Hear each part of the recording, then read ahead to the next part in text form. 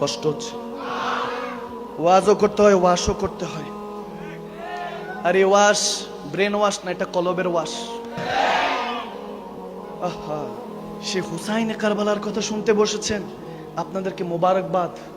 আলহামদুলিল্লাহ পড়বেন না? কসম করে বলছি, ইমামে হোসেন হুসাইন আপনাদেরকে দেখে বড় খুশি হচ্ছে না খুব। যাদের সরদারিতে যুবক জান্নাতে থাকবো, তেনার মাকামে তেনার মজলিসে বসেছি। 22,000 ইয়েজিদি সামনে 72 নিরস্ত্র হুসাইনি কারবালা নবাসায় রাসূলুল্লাহ দাঁড়িয়েছিলেন। নামাজে আসর ছিল, ইমামে হোসেন যখন জুলফিকার চালাচ্ছেন, আল্লাহু আকবার, এরকম আসে হাদিসে রওয়ায়েতে শামে কারবালার মধ্যে এভাবে এরকম আসে। আব্দুল হক মুহাদ্দিস দেলবি আলাইহি রাহমাত তিনি এইভাবে বর্ণনা করেছেন, আমার শাইখ তরিকত থেকে শোনা। তিনি বলেছেন, যখন ইমাম হোসেন কারবালা ওই তলোয়ার যখন চালাচ্ছেন, এজিদি হাজার হাজার শেষ। আপনারা তো বলতে পারবেন না, ইমামে হাসান রাদিয়াল্লাহু তাআলা আলাইহিস সালাম তিনি তো পর্দা করেছেন, ওনাকে জেহের পান করিয়ে দিয়েছেন।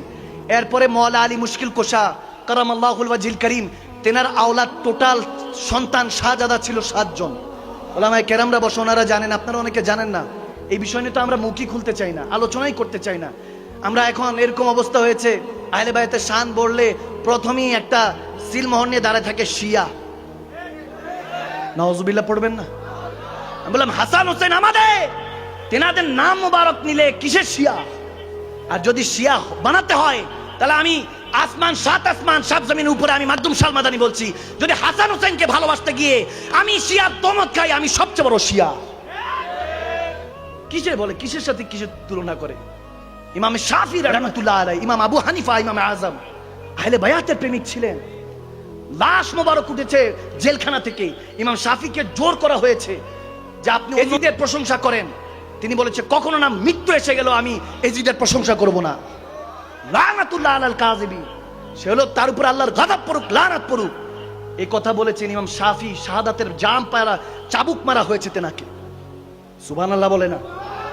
ইমামে হাসান হুসাইনের শান বলার কারণে উনি চাবুক খেয়েছেন ইমাম শাফি, ওনার লাশ বের হয়েছে। তিনি বলেছেন 7 আসমান 7 জমিন উপরে আমার হাসান হুসাইনের নাম, পাক পাঞ্জাতনের নাম মোবারক, আহলে বায়াতের নাম মোবারক নেওয়ার কারণে যদি আমাকে রাফিজি ডাকা হয়, শিয়া ডাকা হয়, তাহলে 7 আসমান 7 জমিন সাক্ষী রাখো, আল্লাহকে সাক্ষী রাখলাম, আমার নবীকে সাক্ষী রাখলাম, আমি সবচেয়ে বড় শিয়া এবং রাফিজি। সুবহানাল্লাহ।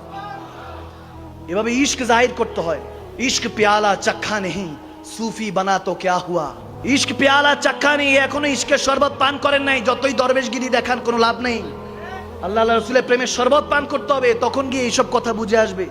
ইমামে হুসাইনে কারবালা তলোয়ার দিয়ে হাজারো এজিদিকে যখন জাহান্নামে পাঠিয়ে দিলেন, ওই দিন এই তলোয়ার কেউ নামাতে পারতো না।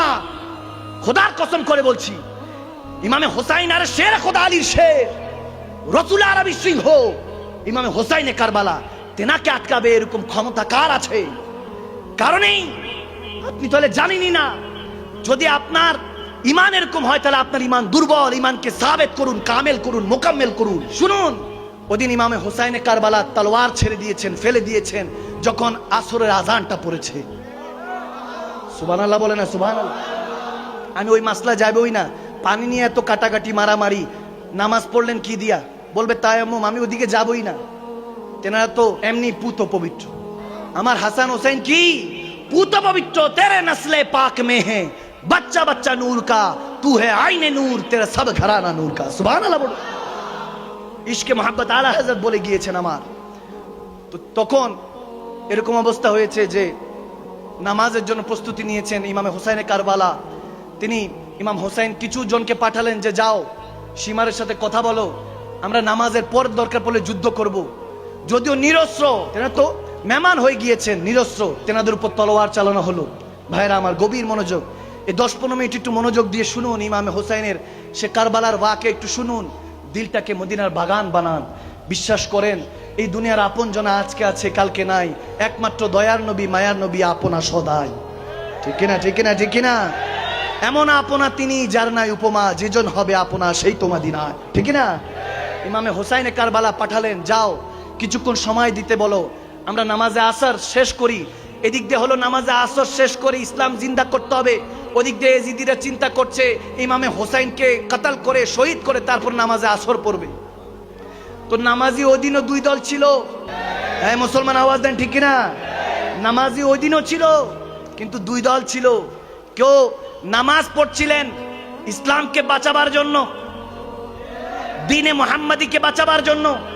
কেউ নামাজ পড়তে চেয়েছেন জাহান্নামী হওয়ার জন্য, ঠিক কিনা? ইমামে হুসাইন যাদেরকে পাঠালেন তাদেরকে নির্মম ভাবে শহীদ করলেন। যখন শাহাদাতের জাম পালানো ওই নামাজি অবস্থায় ইমামে হুসাইনের গলার মধ্যে যখন ছুরি চালানো হচ্ছে, ছুরি তো চলে না, ছুরি চলে না। যখন ছুরি চলছে না, ইমামে হুসাইন বলতেছেন এখানে আমার মদিনাওয়ালার চুমু মোবারক আছে, আদর করেছেন, এদিক দিয়ে ছুরি চলবে না। সুবহানাল্লাহ বলে না সুবহানাল্লাহ? এদিক দিয়ে ছুরি চলবে না। মৃত্যুকে বলতেছে পিছন দিক দিয়ে আয়, আল্লাহু আকবার বলেন না। উনি বলতেছে এদিক দিয়ে তলোয়ার চলবে না, পিছন দিক দিয়ে চালাও, পিছন দিক দিয়ে চলবে। তার মানে মৃত্যুরও সাহস নাই সামনে দিয়ে আসার। আরে বুঝলে তোমার হাবা, না বুঝলে আরো শুনেন, মৃত্যুর ওই সাহস নেই, মালাকুল মউতেরও সাহস নেই সামনে আসার ইমামে হুসাইনে। কি বুঝেন, কি বুঝেন? ওদিন পিপাসিত হুসাইন ছিলেন না, পিপাসিত তো ফুরাত পানি ছিল, যে কেন জুবান মোবারকে লাগতে পারলাম না। ওদিন যখন মৃত্যু পিছন দিক দিয়ে আসতেছে, ওদিন বাচ্চাকে নিয়ে সামনে এসেছিলেন। আম্মা জান কেবলারা বলতেছেন যে বাচ্চাকে দেখান, হয়তোবা পানি দিবে, 3 দিন অনাহারি। আরে নওয়াসায়ে রাসূল না খেয়ে আছে, একটু ওই তাসাব্বুর হারিয়ে যান বান্দা, ওই খেয়াল হারিয়ে যান। এই সেই সময়গুলি চলছে যখন নির্মম ভাবে রসুলে পাকের আওলাদদেরকে শহীদ করা হচ্ছিল। এই সেই সময়গুলি চলছিল যখন ছোট্ট 6 মাসের আলী আসগরকে নেওয়া হলো, তীর দ্বারা রক্তাক্ত করা হলো, শহীদ করা হলো। উফ করার সুযোগ পেলেন না, উফ করারও সুযোগ পেলেন না। ইমামে হোসাইন ওই রক্তগুলিকে হাতে লাগিয়ে বলতেছে আল্লাহ এই সাক্ষী রাখো, তোমার নবীর আওলাদদের রক্তকে সাক্ষী রাখো, যার কারণে কুল কায়নাত বানিয়েছো, যাকে হাবিবুল্লাহ বানাচ্ছো, যাকে আওয়াদানা কাবা কাউসাইনিকে দিদার দিয়েছো, সেই নওয়াসায়ে রাসূলের রক্ত মোবারক সাক্ষী রাখলো। উম্মতে মুস্তাফাকে মাফ করে দিও আল্লাহ। তিনি সেদিন এই হাতে রক্ত নিয়ে, আলী আসগরের রক্ত মোবারক নিয়ে আল্লাহকে দেখিয়েছেন, আল্লাহ ক্ষমা করে দিও। যখন এভাবে বলছেন, ইমামে হোসাইন শাহাদাতের জাম পান করলেন। হাদিসে এরকম এসেছে, আব্দুল হক মুহাদ্দিস দেহলভী রাদিয়াল্লাহু তাআলা আলাইহি রহমান বড় সাহেব যাদের এটা বর্ণনা করেছেন, এরকম এসেছে যখন দামেস্কের উদ্দেশ্যে আমার ইমামে হোসাইনের যখন স্যার মোবারক তীরের মধ্যে আগার মধ্যে নিয়ে যাচ্ছে, তখন একটা উটের সামনে, ঘোড়ার সামনে ইমাম হোসাইনের স্যার মোবারক নিয়ে যাওয়া হচ্ছে। এর আগের ঘটনা আমার বলার মতো সাহস নেই, আমি সহ্য করতে পারবো না, পার্সোনালি মাকদুম সালমাদানি, আমার সাহস নেই। ওদিকটা বলবো কি বর্বরতা চালিয়েছে, আমার সাহস নেই। এই জুবান দিয়ে ওই কথাগুলি বলবো, আমার সাহস নেই বাবা। আমি শুধু এতটুকু বলতে চাই, আগাজ দিতে চাই, শিখাবার জন্য, মহব্বত নিয়ে অন্তরের মধ্যে আহলে বায়াত রসুল আরবির মহব্বতটা আনার জন্য। কারণ আল্লাহর হুকুম, কুল বলেছেন আল্লাহ, কুল লা আসালুকুম, আল্লাহ নবীজির ঋণ শোধ করবেন না, আজরান ইল্লাল মাওয়াদ্দাতা ফিল কুরবা। আল্লাহ নবীর মহব্বত ঋণকে শোধ করতে হলে আহলে বায়াতের ভালোবাসার কথা বলেছেন। আল্লাহ শিখিয়েছেন যে ভালোবাসো বান্দা, বান্দা ভালোবাসো। ওই কথাই বলছি, যখন তীরে করে নিয়ে যাচ্ছেন আমার হোসাইনে কারবালার, যখন স্যার মোবারক নিয়ে যাচ্ছেন, ওখানে মধ্যে মা জায়নাব, সৈয়দা জায়নাব ছিলেন, আমার খাতুনে জান্নাতের সাহেবজাদি, আমার রসুল আরবের শাহজাদি। তিনি যখন ওইখানে ছিলেন, তিনি আস্তে আস্তে দেখতেছেন যে একজন ডাক দিয়ে, ওখানে একজন শাহজাদা শুধু বেঁচে গিয়েছিলেন, ইমাম জাইনুল আবেদিন। তিনি বলতেছেন যে আম্মা জান দেখেন তো সবাই ঠিক আছে কিনা, যারা রসুলের আরবির যারা বংশধররা গিয়েছিলেন তারা কি আছে কিনা। তখন সৈয়দা জায়নাব তিনি বলতেছেন অমুককে ডাকছেন, সবাই লাব্বাইক বলছে আছি, হাজিরা দিচ্ছে, বলছে লাব্বাইক আছি। এরকম বলতে বলতে একটা পর্যায়ে দেখতেছে মা সাকিনাকে পাওয়া যাচ্ছে না, সাকিনা কোথায়, সাকিনা কোথায়, ডাকছে, দেখে যে মা সাকিনার কোনো আওয়াজ নাই, লাব্বাইক বলছে না। বুঝতে পারলেন তিনি হয়তোবা এই কাফেলা থেকে গুম হয়ে গিয়েছেন, হারিয়ে গিয়েছেন। একটু পরে তখন সৈয়দা জায়নাব বলতেছে কাফেলা থামাও, থামাও, আমাদের সাকিনাকে পাওয়া যাচ্ছে না। ও তারপরে নামিয়ে দূরে চলে গিয়েছেন। এর মধ্যে ঘটনা এরকম এসেছে যে মা সাকিনার সামনে ইমামে হুসাইনের স্যার মোবারক ছিল, যেই মা সাকিনা ইমাম হুসাইনের বুক মোবারকে মাথাটা লাগিয়ে ঘুমাতেন, ইমাম হুসাইনের বুকে ঘুমাতেন, নয়তোবা ঘুমাতে পারতেন না। সেই সাকিনার সামনে যখন বাবার লাশ, বাবার স্যার মোবারক সহ্য করতে পারছে না, লাফায় উঠছে, কান্না করে উঠছে। একজন ওই ইয়াজিদি বদবখ্ত সে মা সাকিনাকে বকা দিচ্ছে, এ থামো, বাচ্চা মানুষ তো থামো বলে থামাই দিচ্ছে। একটা পর্যায়ে ধমক দেওয়ার সাথে পড়ে গিয়েছে, পিছনে পড়ে গিয়েছে, কাফেলা তো সামনে চলে গেল।